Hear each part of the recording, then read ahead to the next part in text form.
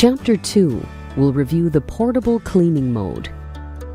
The unit can easily be converted to a portable cleaner for mattresses and carpeted stairs. Do not use the portable cleaner on upholstered furniture as it could damage some fabrics. To convert the unit, turn off and unplug the unit. Remove the power cord from the handle. Then release the top of the permanent bag from the handle.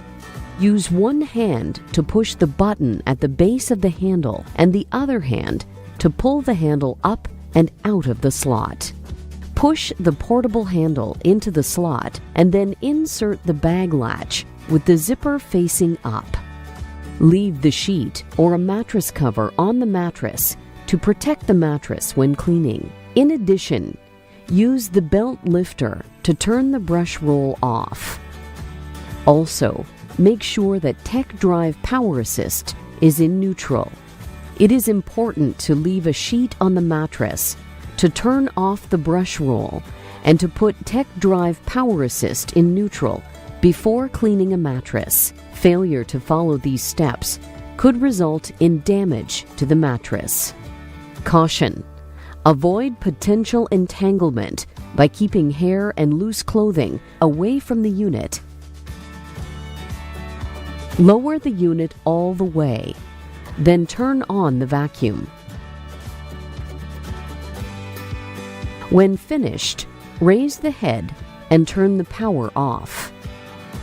To remove the portable handle, remove the bag from the handle by pressing down with your finger on the bag release button. Use one hand to push the button at the base of the handle and the other hand to pull the handle up and out of the slot. The Kirby system comes with a wide variety of attachments to use in the canister mode.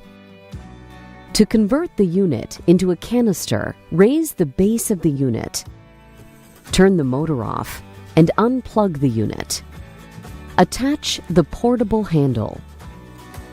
Raise the headlight hood and turn the belt lifter until the red arrows line up. Unlock the nozzle and lift it away.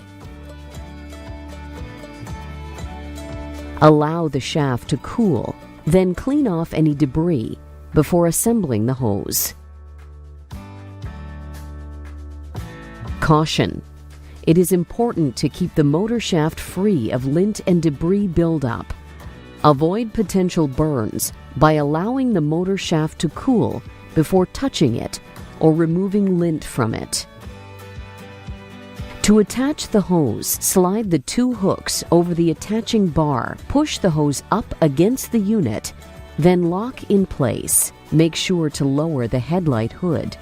If the hose is not locked firmly in place, the safety switch will not allow the unit to turn on.